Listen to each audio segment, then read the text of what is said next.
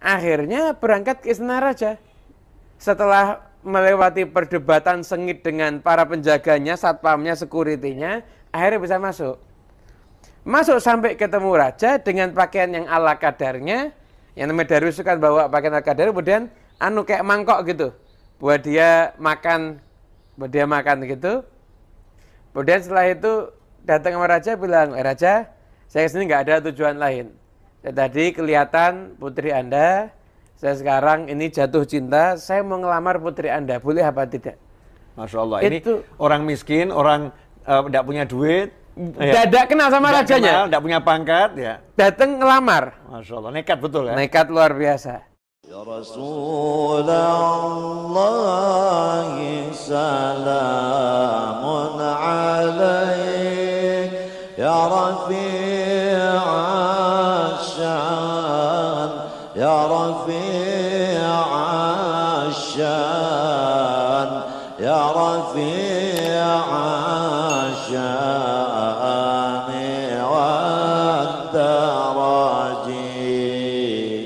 Termasuk seperti ini, membuat obrolan santai ini bagian daripada kita meyakini sesuatu ya. Ada satu kisah ini tidak salah, ceramahnya Habib Abdul Qadir bin Ahmad di satu tempat yang dikumpulkan sama salah seorang habaib. Salah sama kakaknya Habib Taufik Habib Muhammad bin Abdul Qadir bin Husain. Jadi Habib Abdul bin Ahmad, beliau menyampaikan begini, kita ini sekarang krisis. Ini sekarang krisis. Dulu dikisahkan ada satu orang darwis datang masuk ke satu kota. Pas dia masuk ke kota itu bertepatan dengan anaknya putri raja lewat. Putri raja lewat. Namanya putri raja kan pasti Masya Allah ya. Bahasa sekarang kan glowing ya. Masya Allah. Habib Muhammad tahu glowing beliau. Tahu dia. Begitu lewat, orang ini darwis. Darwis ini aslinya tidak senang harim sebetulnya. Tidak mau zuhad, sufi. Mungkin pemirsa yang belum paham, Beb. Harim ini istilah istri apa? Perempuan. Yang tidak senang sama perempuan, kan sufi. Kan dia mungkin awal tidak mau nikah. Lihat anak perempuan ini senang, jatuh cinta. Nanya sama orang, itu anaknya siapa?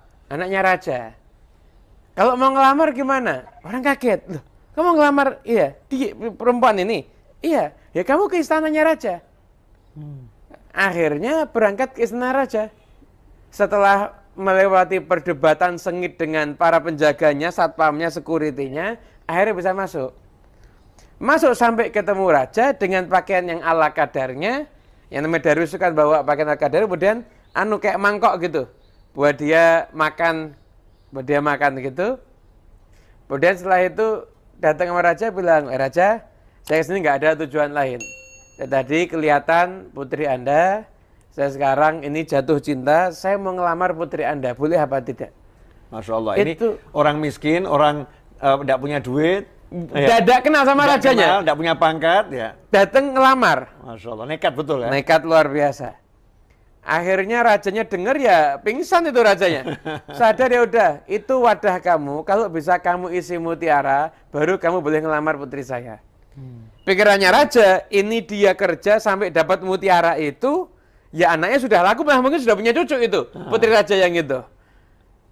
Akhirnya oke, siap. Jadi kalau saya datang ke sini bawa mutiara, saya bisa ngelamar putri Anda? Bisa. Udah, dia keluar naik sama orang, mutiara itu apa? Nggak tahu mutiara. Nggak tahu mutiara itu apa. Masya Allah. Mutiara itu batu mulia, tapi yang ada di dasar laut itu ada kerang di sana, dibuka nanti ada mutiaranya. Oh, berarti saya harus ke laut. Sampai di laut bingung mau ngapain? Dia nguras air laut. Dikuras air laut. Dia kuras air laut, ditunggu 1 hari. Yakin. Subhanallah, gimana caranya? Mungkin akhirnya ikan-ikan di bawah itu mengadakan mungkin sidang paripurna. Akhirnya ini kalau lama-lama dikuras terus, ini bisa nggak dapat tempat kita. Ini kayaknya nyari mutiara. Akhirnya masing-masing ikan keluar memunculkan mutiaranya. Diambil sama darwis itu, sama sufi yang itu, pengembara tadi itu, dibawa, dihadiahkan kepada raja, akhirnya boleh nikah sama putrinya. Masya Allah. Nah, yang digaris bawahi dari kisah ini, kan kisah untuk menyegarkan suasana aja. Garis bawahnya, artinya apapun kalau sudah kita berharapnya kepada Allah tuh nggak ada yang nggak mungkin. Orang sudah divonis dokter, misalkan ini sebentar lagi mati dan sebagainya. Kalau Allah memang mau ngasih kesembuhan, ya sembuh. Yakinnya harus dibawa kepada Allah Subhanahu Wa Taala. Lah, Imam Ghazali menyatakan di antara cara biar yakin itu jalisul muqinin, duduklah dengan orang-orang yang yakin. Nah, semoga yang lihat ini duduk sama kita, semoga dapat bagian ketularan yakinnya Habib Novel tadi, insya Allah. Amin, amin. Husnudzannya Habib Muhammad nih, amin. Masya Allah.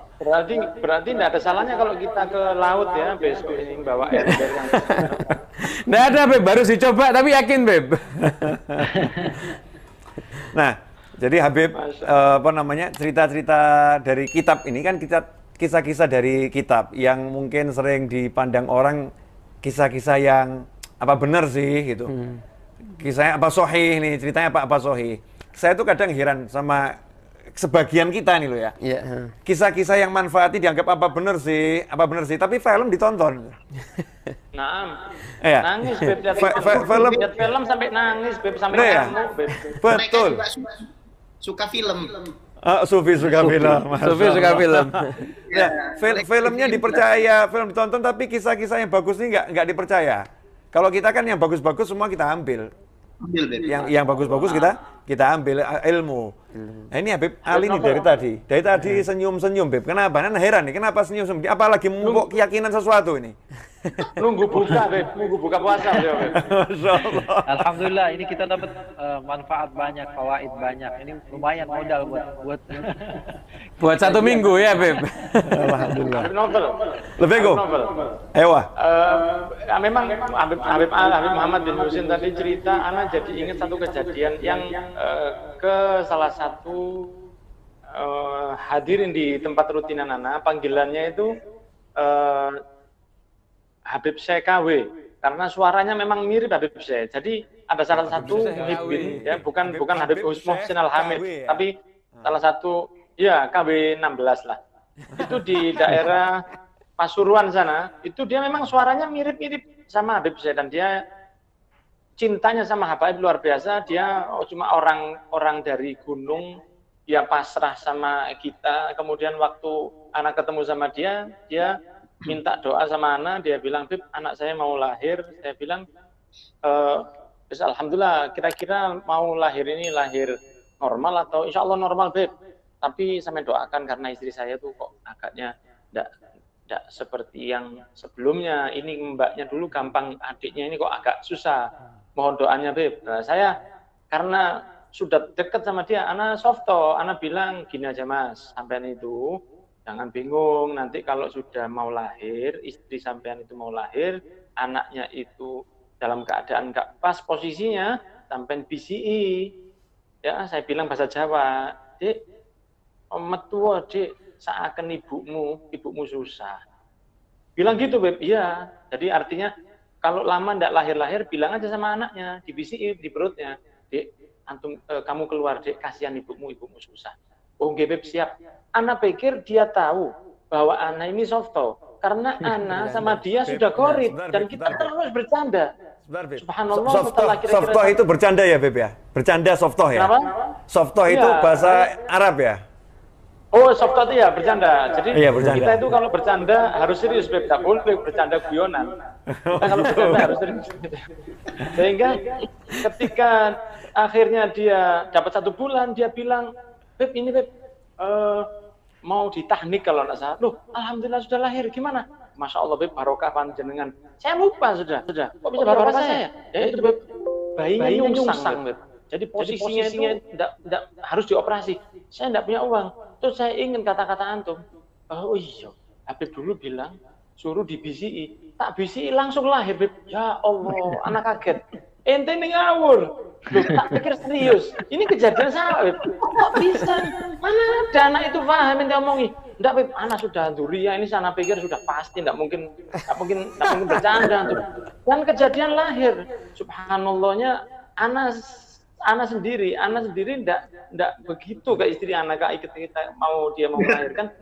Tapi yakinnya dia dengan omongan anak yang dia sudah kenal sama anak bertahun-tahun, dan dia tahu anak ini suka bercanda, dilakoni dengan yakin dan subhanallah langsung dimudahkan oleh Allah. Jadi bukan kelebihan itu pada sayanya, tapi betapa Allah memang sesuai dengan hadits qudsi, ana inda dzanni abdi bi falyadun nabi masya. Saya tergantung hamba saya bagaimana berprasangka, dia yakin betul dan diberi kemudahan oleh Allah. Terus ditahnik karena bilang kalau anakmu enggak apa-apa pakai kurma, kalau kamu ditahnik tak tahnik pakai salak, tak bilang gitu.